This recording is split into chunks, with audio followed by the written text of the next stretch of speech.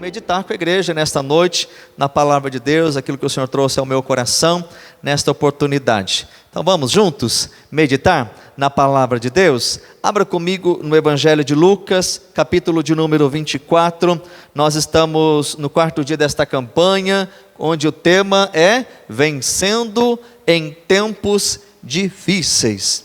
Vencendo em tempos difíceis. E eu quero ler com vocês o capítulo 24 de Lucas, o versículo de número 21.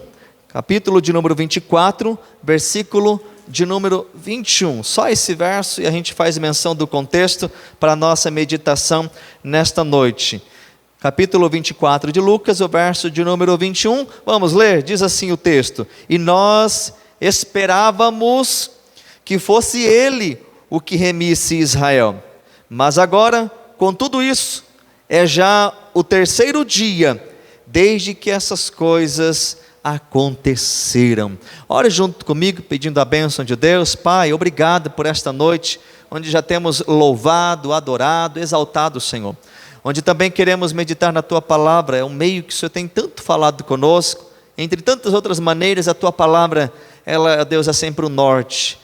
É sempre, ó Deus, a resposta para tudo que precisamos. Fala com a gente, usa a minha vida por misericórdia do Teu nome para a Tua glória. Em nome de Jesus, amém, amém. Vencendo em tempos difíceis. Se nós fizéssemos a pergunta, por que é que nem sempre nós vencemos? Por que há circunstâncias e momentos em que, ao contrário de vencermos, nós é quem somos vencidos? Porque é que nem sempre a verdade desse tema não tem sido uma realidade na vida de todos, vencendo em tempos difíceis. E o texto que nós lemos traz para a gente um evento, um acontecimento, que traz algumas lições, que nós devemos tomar alguns cuidados, para que a verdade do tema, vencendo em tempos difíceis, seja uma realidade na minha e na sua vida. E não o contrário, sendo derrotados em tempos de dificuldades, sendo derrotados em tempos de crise, padecendo, sucumbindo, morrendo, falhando. Não, queridos, nós queremos trazer o oposto disso. Mas conhecer o porquê muitos têm falhado, mostra para a gente as atitudes ou as circunstâncias que nós não devemos ter, ou posições que nós não devemos aceitar nas nossas vidas, para que essa verdade seja uma realidade nas nossas vidas. Quando nós olhamos para o capítulo de número 24, nós precisamos entender que nós estamos num momento pós-crucificação. Jesus havia sido morto, crucificado, e aquilo se tornou notório, notícia para muitos lugares, para muitas pessoas. Aliás, era um momento de um ajuntamento muito grande em Jerusalém, em que as pessoas saíam de diversas partes dos seus países, das suas regiões, e iam para Jerusalém para adorar, para sacrificar a Páscoa. E é naquela ocasião onde também homens foram crucificados, e costumeiramente era, mas naquele dia Jesus também foi crucificado. Nós lemos o versículo de número 21, quando eles disseram: olha, nós esperávamos que fosse ele quem haveria de remir Israel. Nós estávamos esperando que fosse ele o Salvador de Israel, mas hoje já é o terceiro dia e ainda não aconteceu nada. Nós estamos falando de dois discípulos. Nós não estamos falando de desconhecidos, mas daqueles que conhecem ao Senhor, daqueles que sabiam quem era o Senhor, mas eles estão voltando para Emaús. Eles saíram de Jerusalém e estão voltando para a cidade de Emaús. Só que nós vamos perceber que a atitude deles não era alguém que estava como que vibrando, alguém contente, alguém entusiasmado, alguém que estava comemorando um grande acontecimento. Não, eram como aqueles que caminhavam de cabeça baixa. Você já viu alguém na rua caminhando, arrastando o pé assim, e você olha e fala: meu Deus, o que aconteceu? Só o jeito de caminhar você já percebe: esse aí não está bem. cabisbaixo, olhando para o chão assim, sabe, aquela pessoa caída, aquela pessoa desanimada. Aliás, eu chamo a sua atenção para essa palavra que eu acabei de ressaltar, porque ela é uma grande verdade. Se nós queremos vencer em tempos difíceis, nós precisamos vencer algumas crises em nossas vidas. E uma das crises que tem tomado muitas pessoas e levado elas a uma vida de derrota, ao contrário de uma vida de vitória, é essa palavrinha chamada desânimo. Queridos, como tem pessoas que estão numa vida desanimada, total desânimo. Mas pastor, tem momento que a gente fica desanimado, é normal? Eu diria para você que é. Não há problema em um dia ou outro a gente estar indisposto, um desânimo, talvez diante de uma estafa, de um cansaço. O problema não é estar um dia desanimado. O problema é quando a nossa vida virou um desânimo. O problema é que todos os dias nós estamos sendo vencidos pelo desânimo. Uma ferramenta tremenda nas mãos do adversário da nossa alma. A palavra desânimo, qual é o oposto de desânimo? Ânimo. E o que a palavra ânimo significa? Vida. Ânimo diz respeito à vida. E quando você se depara com alguém que não tem ânimo, é porque essa pessoa perdeu a motivação. E quando uma pessoa perde a motivação, ela perde a perspectiva, ela perde o sabor da vida, ela perde o interesse, ela perde o desejo. Para ela nada mais importa, nada mais faz sentido. Perspectiva, vontade de viver, vontade de saborear, de desfrutar. E quantas pessoas estão assim? Você vai conversar com ele, você quer? Não quero. Vamos para a igreja? Desanimado. Mas vamos orar, vamos buscar, vamos pensar. Tem jeito não. Desanimado.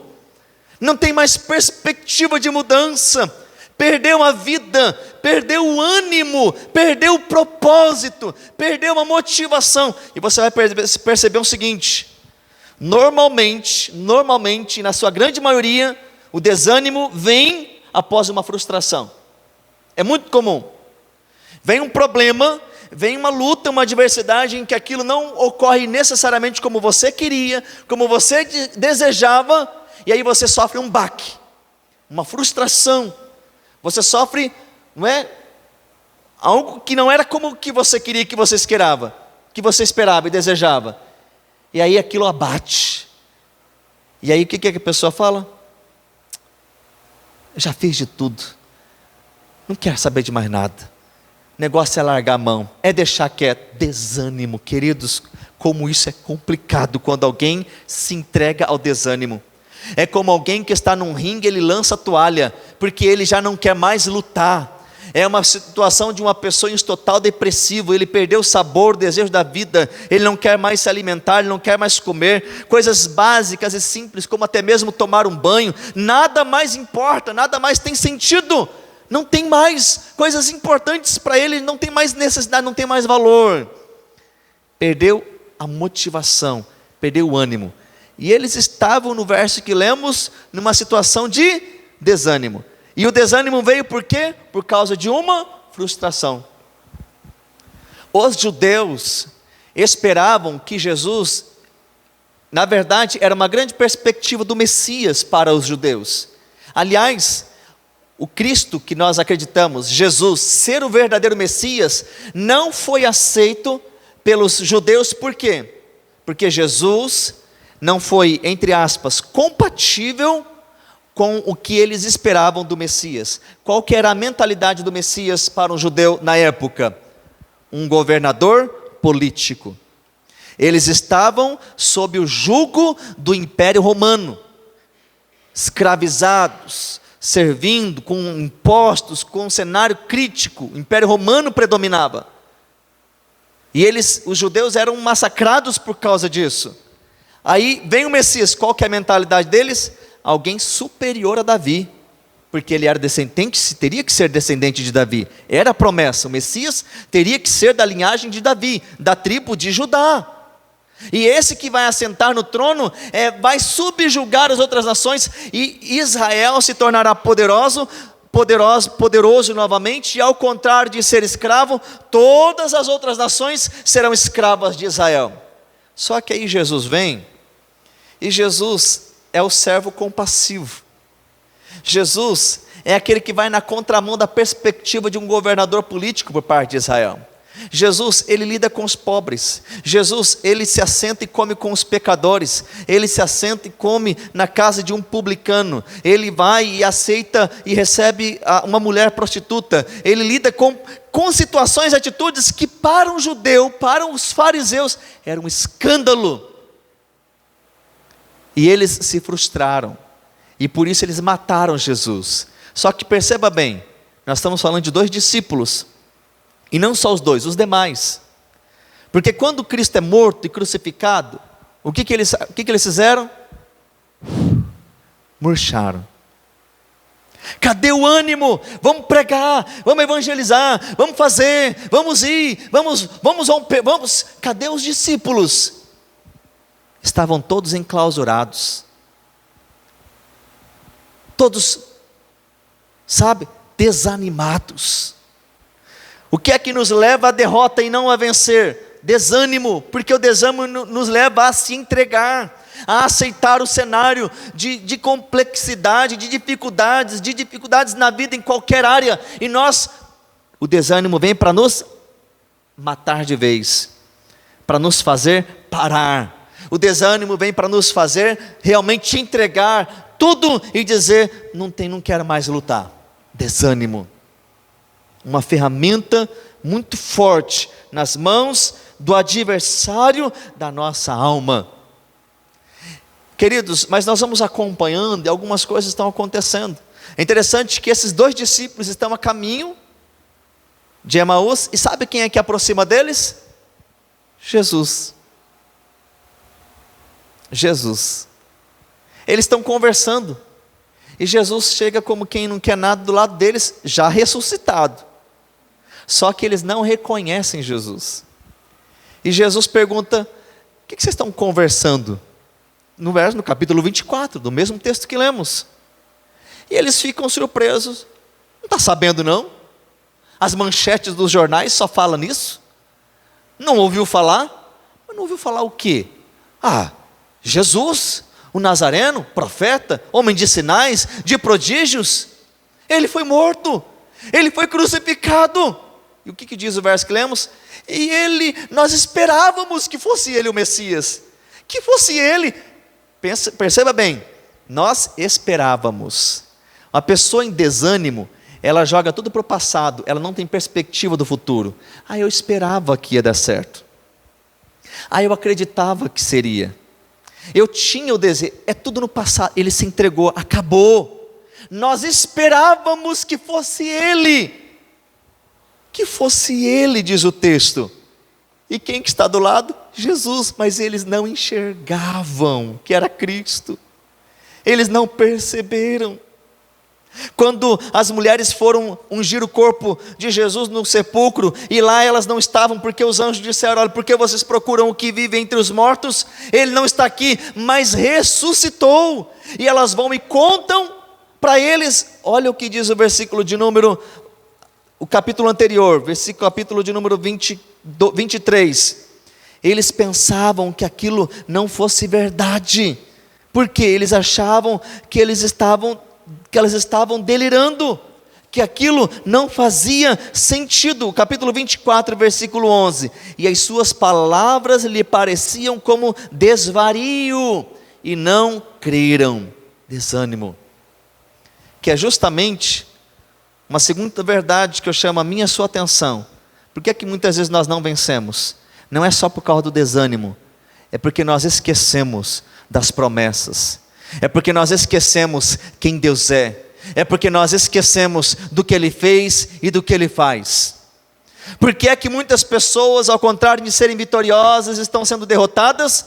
Não só pelo desânimo, mas isso acaba acarretando numa outra circunstância, se esquecendo do que Ele prometeu. Perceba bem, antes de ser morto, Jesus disse convém que eu vá a Jerusalém. Jesus não falava entre linhas, ele ia direto ao ponto. Eu serei preso, eu serei morto, mas eu vou ressuscitar e eu vou aparecer para vocês. O que Jesus falou assim? Vai acontecer assim, assim, assim. E aconteceu.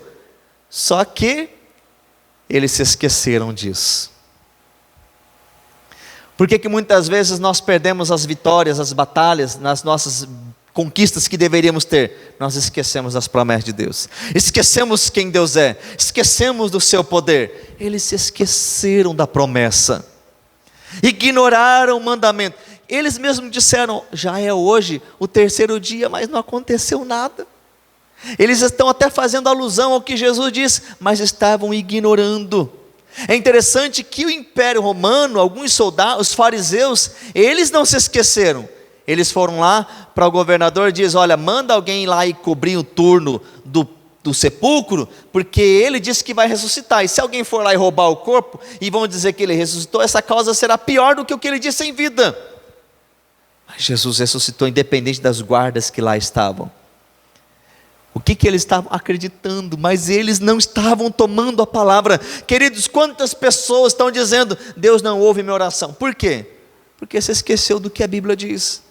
Quantas pessoas estão dizendo: para mim não tem mais jeito? Sabe o que você está dizendo? Eu não estou com Deus. Porque seria um tanto cúmulo dizer que para você não tem mais jeito. Se você está com Deus, então você está diminuindo quem Deus é. Percebe isso, queridos? Quantos estão entendendo? Diga amém.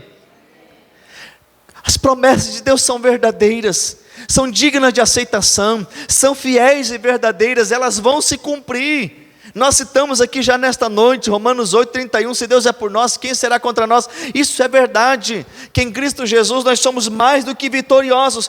Como eu posso dizer que eu sou um derrotado, se Ele disse que eu sou um vitorioso? Por quê? Porque eu estou me esquecendo das promessas. Eu estou ignorando o que Ele disse. E nós não estamos sendo vitoriosos nos tempos de dificuldade, nas crises, porque eu estou permitindo a mim mesmo esquecer do que Ele me garantiu, das suas promessas, das suas verdades. Como eu posso dizer que Deus se esqueceu de mim? Como eu posso dizer? Eu não sei se alguém aqui está dizendo isso, queridos.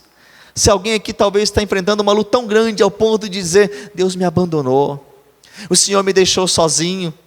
Como? Porque a promessa dele diz: eu estarei com vocês todos os dias, eu vou estar com vocês. Quem falou isso é Jesus, Ele não mente. Eu vou estar com vocês. Eu não posso dizer que eu estou sozinho. Ele prometeu, Ele vai cumprir. E quem é que está do lado deles ali? Jesus. Ele pergunta: por que vocês estão tristes? Por que vocês estão cabisbaixos, desanimados? Não ouviu falar não? E Jesus continua conversando, só que aí Jesus começa a fazer o quê? A lembrá-los.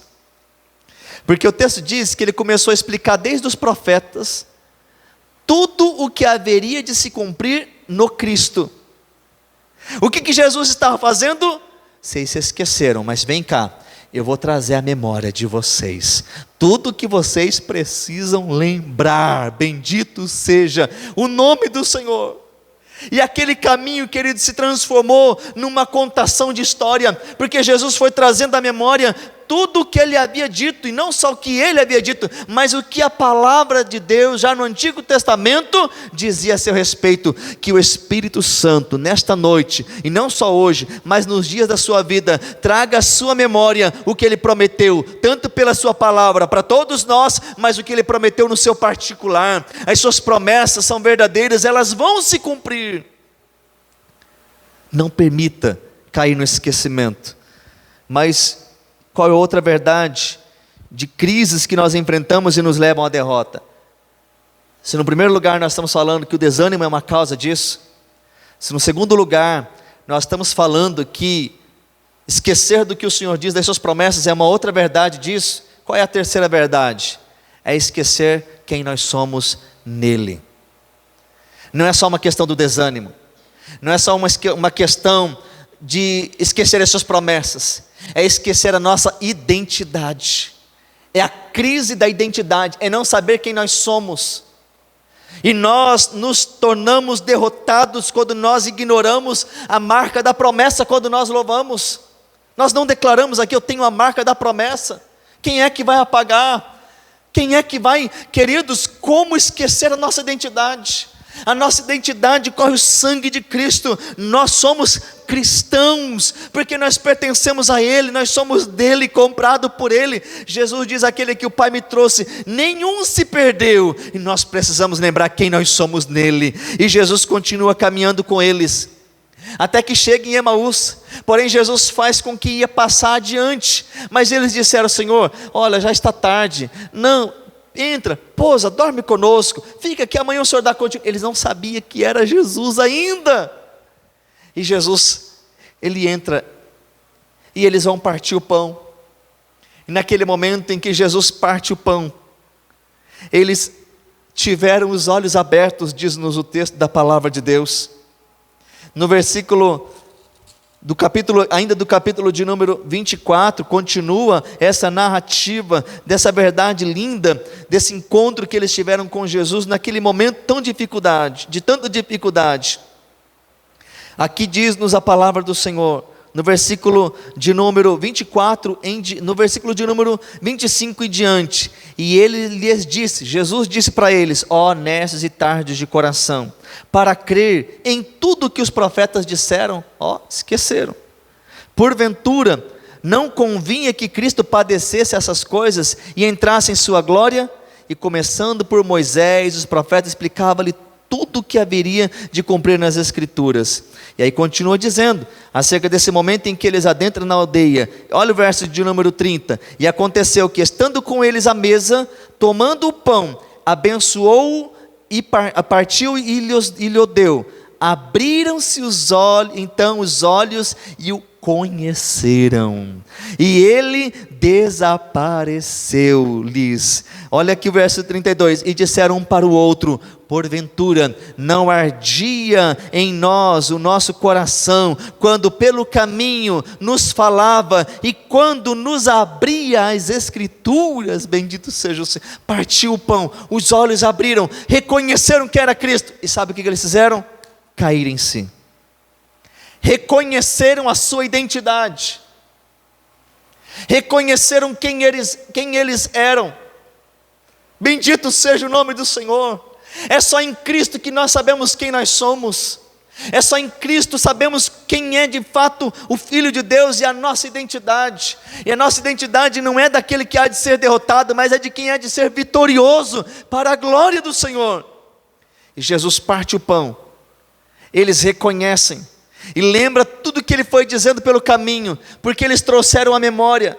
Logo o desânimo foi dissipado, foi embora, e eles colocaram-se em pé. Olha, é Ele, é o Cristo. E sabe o que eles fizeram? Vamos voltar para Jerusalém e vamos anunciar quão grandes coisas o Senhor nos fez, nos aparecendo no caminho. Bendito seja o Senhor. Quando Cristo vem ao nosso encontro, quando Ele adentra a nossa vida, tudo é diferente. O desânimo vai embora, as promessas são vivas e verdadeiras, são notórias e compreensivas. Eu sei quem eu sou nele, e a derrota já não tem parte na minha vida, porque em Cristo Jesus eu sou mais do que vitorioso. Bendito seja o Senhor.